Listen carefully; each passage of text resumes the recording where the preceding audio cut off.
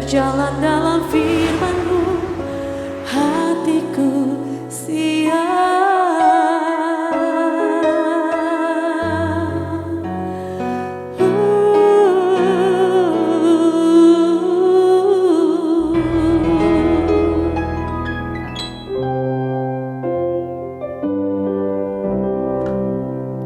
Salam, lover yang dikasihi oleh Tuhan Yesus Kristus, senang boleh bersama-sama kembali dalam program Rest and God. Untuk beberapa menit ke depan kita akan bersama-sama memuji Tuhan, menyembah Tuhan, dan merenungkan kebenaran firman Tuhan, serta membawa semua pergumulan kita kepada Tuhan. Karena kita sangat percaya bahwa ketika kita ada dalam hadirat Tuhan, ada kelegaan, ada sukacita, ada pertolongan yang akan Tuhan berikan kepada kita semua. Selalu ingat apa yang Tuhan katakan kepada kita semua. Marilah kepadaku semua yang letih lesu dan berbeban berat, aku akan memberi kelegaan kepadamu. Sebuah undangan yang luar biasa, yang memberi kita pengharapan, yang memberi kita kekuatan untuk melewati segala perkara. Mari kita bersatu dalam doa. Bapa di surga, kami bersyukur, kami bersuka cita karena kami senantiasa beroleh kesempatan terindah untuk boleh menikmati kehadiran Tuhan, untuk boleh bersekutu dengan Tuhan, untuk bisa menikmati betapa luar biasanya hadirat Tuhan yang memberi kami ketenangan hati, yang memberi kami kedamaian, yang memberi kami kelegaan, bahkan pada saat kami harus menanggung semua perkara, semua beban berat dalam hidup kami yang terasa berat. Tetapi ketika kami ada dalam hadirat-Mu, maka Tuhan akan memberi kami kelegaan, kebebasan untuk bisa memuji dan menyembah Tuhan. Kami kembali menemukan pengharapan, kekuatan yang dianugerahkan Bapa kepada kami. Kami hampiri Engkau Bapa dalam nama Tuhan Yesus Kristus. Amin. Terima kasih Tuhan. Malam ini Tuhan, kami mau disegarkan melalui firman Tuhan. Kami mau dikuatkan dan kami mau menyembah Tuhan. Segala perkara dapat ku tangguh di dalam Dia yang memberi kekuatan. Tuhan Yesus penolong dan sahabat.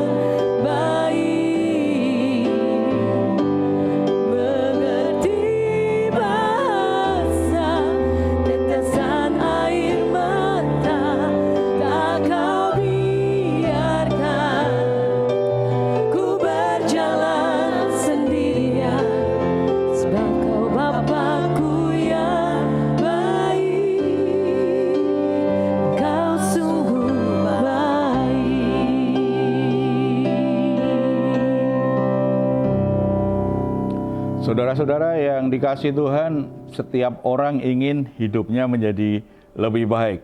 Dan kadang-kadang itu menjadi sebuah ambisi yang tidak sehat, gara-gara ingin menjadi yang baik, kemudian menjadi yang terbaik, dan akhirnya mengarah pada hal-hal yang justru menjadi tidak sehat dalam hidupnya. Saya akan membacakan ada pertanyaan yang diberikan kepada kita. Kita akan bahas hari ini.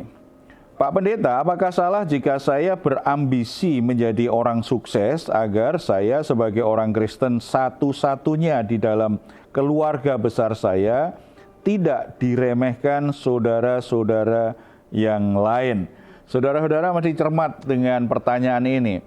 Apakah saya boleh kalau ingin menjadi orang yang sukses? Sebenarnya ingin menjadi orang sukses nggak ada masalah, tetapi kalimat selanjutnya kita mesti cermati supaya saya tidak diremehkan orang lain.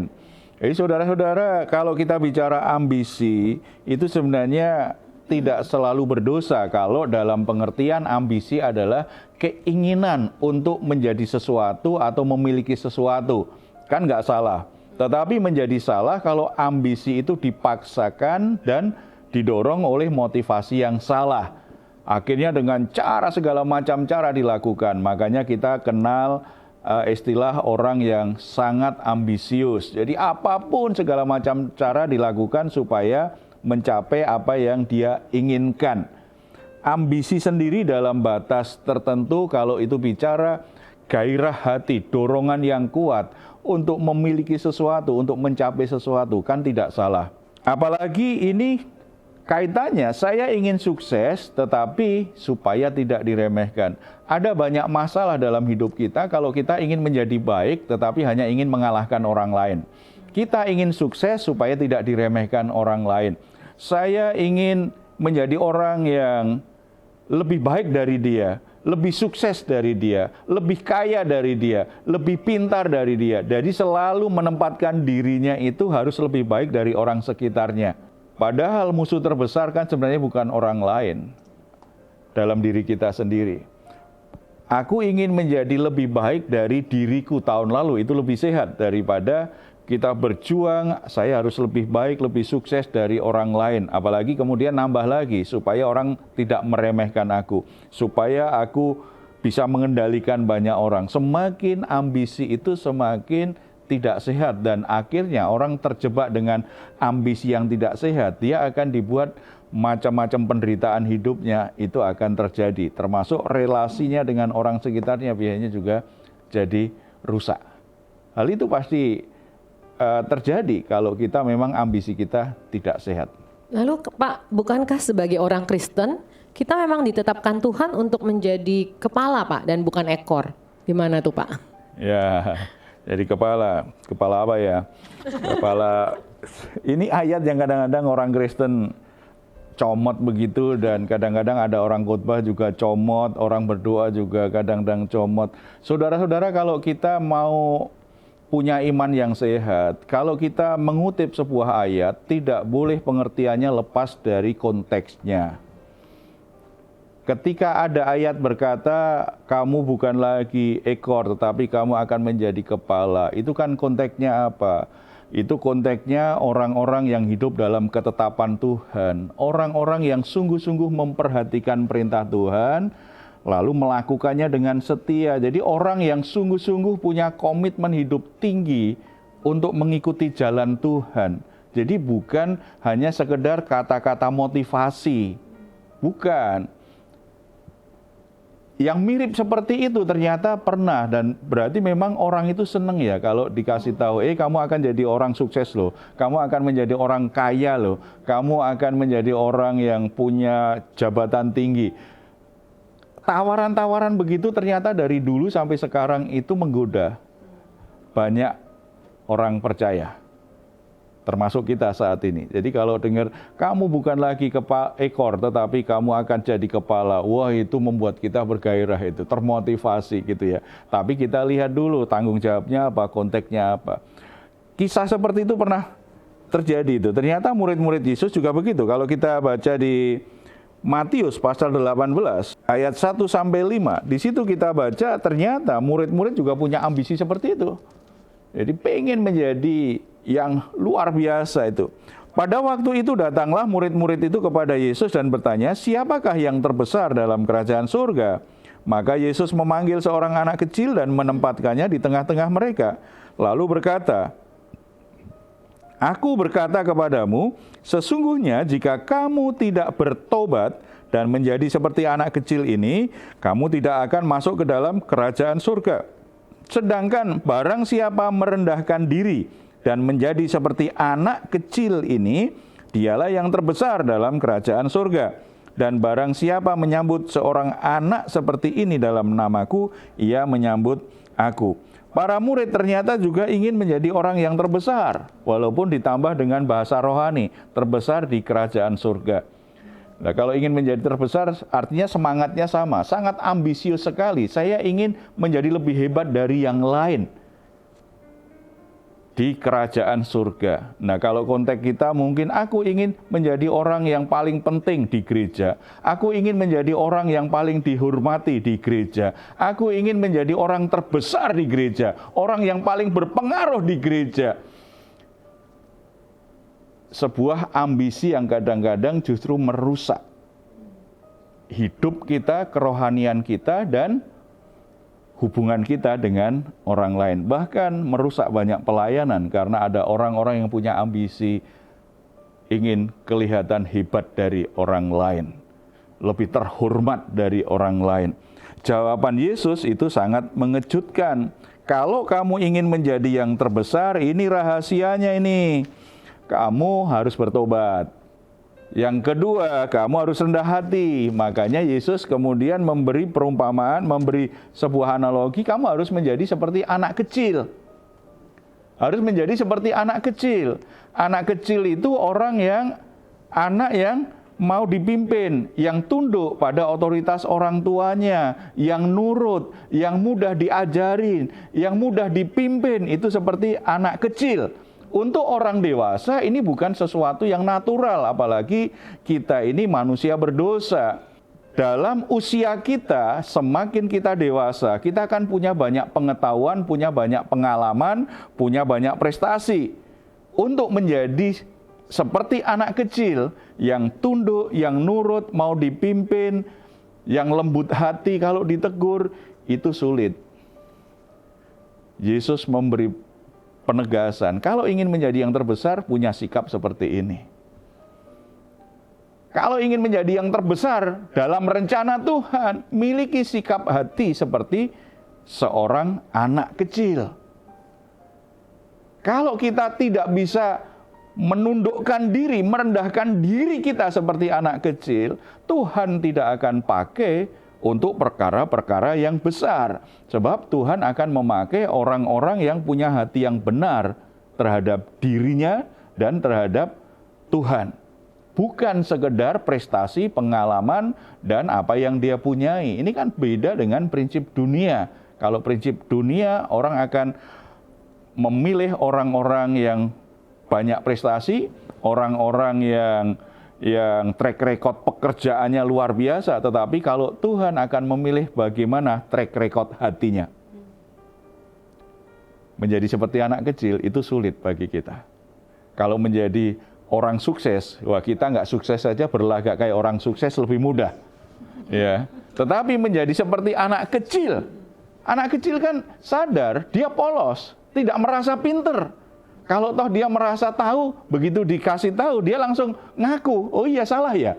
Tapi kalau orang dewasa, sudah ngomong keras, ngomongnya vokal sekali, salah lagi, ditegur, marah lagi. Kemudian ketika dikonfirmasi yang kamu ucapkan, yang kamu omongkan itu salah. Bukan maksud saya begitu, tetap aja kita muter. Itulah kita. Lalu kita ingin menjadi yang terbesar. Kita berdoa minta menjadi orang yang terbesar, dipercaya oleh Tuhan perkara-perkara yang terbesar. Tuhan akan berkata, kamu belum siap. Lalu mungkin kita berkata, aku kan sudah punya banyak pengalaman Tuhan. Kamu belum siap. Aku kan punya pengetahuan banyak Tuhan. Kamu belum siap. Aku punya banyak modal Tuhan. Kamu belum siap. Masalahnya di mana? Hatimu yang selalu meninggikan diri di hadapan Tuhan. Merasa diri kita paling layak untuk mendapatkan perkara-perkara yang besar di hadapan Tuhan. Merendahkan diri seperti anak kecil itu sebuah latihan iman, di mana Tuhan akan percayakan kita perkara-perkara yang semakin besar. Kalau kita perhatikan di perikop selanjutnya, bahkan kalau kita baca ayat 6 sampai 11, Tuhan semakin serius ini kaitannya dengan seorang anak. Sikap terhadap anak seperti anak itu harus diaplikasikan juga, walaupun di situ bicara tentang pentingnya kita untuk memberi perhatian terhadap anak-anak. Makanya di situ kan dikatakan begini kan, tetapi barang siapa menyesatkan salah satu dari anak-anak kecil ini yang percaya kepadaku, lebih baik baginya jika sebuah batu kilangan diikatkan pada lehernya lalu ia ditenggelamkan ke dalam laut. Tuhan bersikap tegas bahwa orang yang menyesatkan anak itu berarti dia berhadapan dengan kekuasaan Tuhan, kedaulatan Tuhan. Orang dewasa, terutama orang tua, tidak boleh menyesatkan anaknya. Kalau kita lihat konteks di ayat yang pertama tadi, berarti kita bisa dapat gambaran, kalau kamu ingin menjadi yang terbesar, jadilah seperti seorang anak. Seorang anak itu polos-polos saja loh diajar. Seorang anak itu hatinya terbuka. Seorang anak itu lembut hatinya. Seorang anak itu tidak akan sombong. Kalau nggak diajarin orang tuanya, nggak sombong anak itu. Kalau nggak diajarin pamer, nggak pamer. Kalau toh anak menunjukkan, aku punya mainan baru, belum tentu itu sombong. Itu saking gembiranya dia cerita, tidak ada motivasi yang lain. Beda dengan orang tua, orang dewasa. Kalau punya sesuatu yang baru, apalagi mahal, itu ada dorongan kuat untuk dipamerkan, untuk dibanggakan di depan orang lain. Kalau anak mungkin saking gembiranya dia cerita. Anak yang seperti ini jangan sampai disesatkan. Berarti Tuhan sangat beri perhatian. Kalau kamu sungguh-sungguh ingin menjadi yang terbesar, miliki hati seperti seorang anak. Dan orang yang punya sikap yang salah tentang anak itu berarti berhadapan dengan Tuhan. Karena apa? Anak itu ternyata salah satu model. Mau jadi orang yang berkenan kepada Tuhan, pelajarilah bagaimana hati seorang anak. Pelajarilah bagaimana sikap anak itu. Itu akan menolong kita mengerem kesombongan kita, kebanggaan-kebanggaan yang tidak perlu. Bersikap polos, bersikap rendah hati terhadap anak. Seperti anak-anak itu bagi orang dewasa, itu perlu banyak penyangkalan diri. Kemudian kalau kita pelajari ayat yang 12 sampai 14, Yesus kemudian memberi perumpamaan tentang domba yang hilang. Berarti kalau kamu ingin menjadi yang terbesar, kamu juga mesti punya sikap seperti gembala. Kalau ada domba yang hilang, itu mesti peduli, mesti memberi perhatian. Ini bicara ada kepedulian terhadap orang lain. Banyak orang yang ingin menjadi yang terbesar. Banyak orang ingin menjadi orang yang hebat di lingkungannya, tetapi menjadi orang egois. Di ayat yang lain Tuhan kan berkata, yang terbesar adalah orang yang melayani. Kalau kita ingin menjadi yang terbesar, melayani, belajar untuk peduli, seperti gembala yang peduli dengan dombanya yang sesat.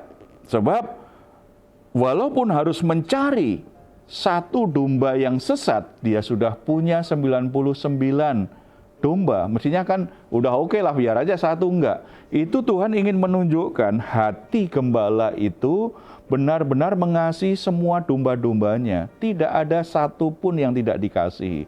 Berarti ini sebuah kepedulian yang lahir dari hati yang sungguh-sungguh mengasihi semua orang. Berarti ini bicara semua orang. Tidak hanya, ya udah aku kan udah punya 99, satu hilang nggak apa-apa lah. Tidak. Orang yang hatinya dipenuhi dengan belas kasihan seperti Tuhan Yesus, satu orang pun berharga. Dia mengasihi semuanya dengan cara yang mungkin agak berbeda, tetapi kualitas kasihnya sama. Kalau kita bandingkan lagi tentang orang gila di Gerasa tuh, coba Yesus membawa murid-muridnya melewati badai dan hampir tenggelam. Ternyata begitu sampai di seberang yang ditemui hanya orang gila. Orang yang dirasuk setan. Tetapi bagi Tuhan Yesus sebagai gembala yang baik, satu orang ini tetap mendapatkan kasih-Nya yang sempurna tadi. Dia mengasihi bukan karena kesempurnaan manusia. Dia mengasihi manusia bukan karena kita tidak pernah gagal, tidak pernah berbuat salah. Kasih itu justru diuji kualitasnya ketika salah satu orang yang kita kasih gagal. Orang yang kita kasih berbuat salah. Orang yang kita kasih meninggalkan kita, mengkhianati kita, terhilang seperti domba tadi. Kualitas kasih kita itu akan terlihat dengan jelas. Kalau ingin yang menjadi terbesar, layanilah sesamamu seperti gembala melayani dombanya yang hilang tadi loh. Tetap mengasihi kondisi apapun, itu kasihnya Tuhan ada di hati kita. Dan yang terakhir di ayat 15 sampai 20, kemudian Yesus kemudian memberi petunjuk praktis bagaimana kita seharusnya sebagai murid Kristus kalau ingin menjadi yang terbesar. Tadi di ayat 3 tadi katakan kan dia harus bertobat. Kalau harus bertobat, kemudian ayat 15 sampai 20 itu petunjuk praktisnya. Bagaimana kalau ada yang berbuat dosa? Kalau kamu sendiri harus bertobat. Kemudian kalau ada saudaramu berbuat dosa, ini petunjuk praktisnya ini. Biasanya kalau ada orang yang berbuat dosa, kita ada godaan orang yang merasa lebih baik itu untuk menghakimi. Kalau nggak menghakimi, minimal gosipinlah dengan temannya yang lain. Ceritain kejelekan temannya. Tetapi di sini ada petunjuk praktis. Apabila saudaramu berbuat dosa, tegurlah dia di bawah 4 mata. Jika ia mendengarkan nasihatmu, engkau telah mendapatkannya kembali.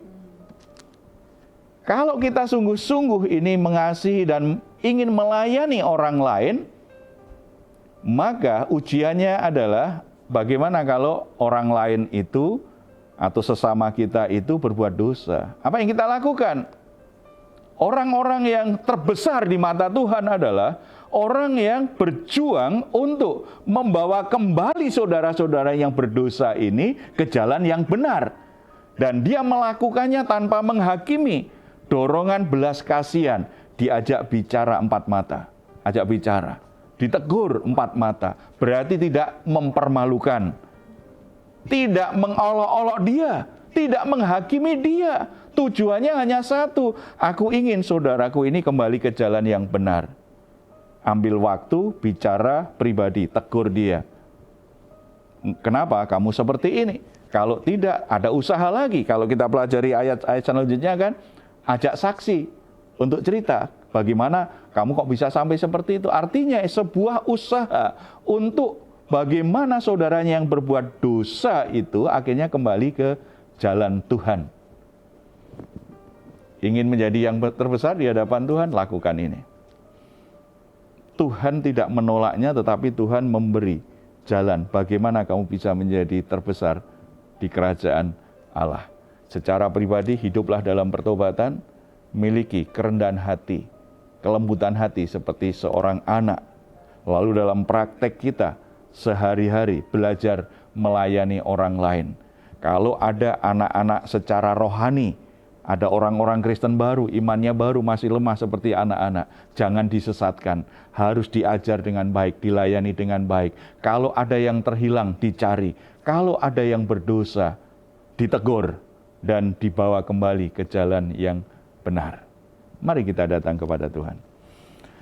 Bapa di surga, kami ucap syukur karena di dalam Yesus Kristus kami semua beroleh anugerah untuk diampuni dosa-dosa kami. Dan Tuhan mempercayakan kami perkara-perkara yang hari demi hari semakin meningkat sesuai dengan kesanggupan kami. Dan saat ini Tuhan tunjukkan kami bagaimana mengembangkan diri supaya bisa dipercaya Tuhan dengan perkara-perkara yang besar. Biarlah kami semua tidak hanya ingin dipercaya Tuhan dengan perkara yang besar, tetapi kami benar-benar mengikuti bagaimana Tuhan menyiapkan pola supaya kami akhirnya bisa menjadi yang besar di mata Tuhan. Bukan sekedar ambisi pribadi supaya kelihatan lebih baik dari orang lain, supaya tidak diremehkan orang lain, supaya kami bisa membanggakan diri di hadapan orang lain. Tetapi ambisi kami untuk menjadi orang yang berhasil, untuk menjadi orang yang sukses, untuk menjadi orang yang hebat, sepenuhnya karena ambisi yang didorong oleh kerinduan kami memuliakan Tuhan, bukan untuk membuat hidup kami ini dipuja dan diakui orang lain. Bapa di surga, kalau Engkau ampuni kami kalau selama ini kami ingin menjadi orang hebat tetapi kami tidak peduli dengan orang lain.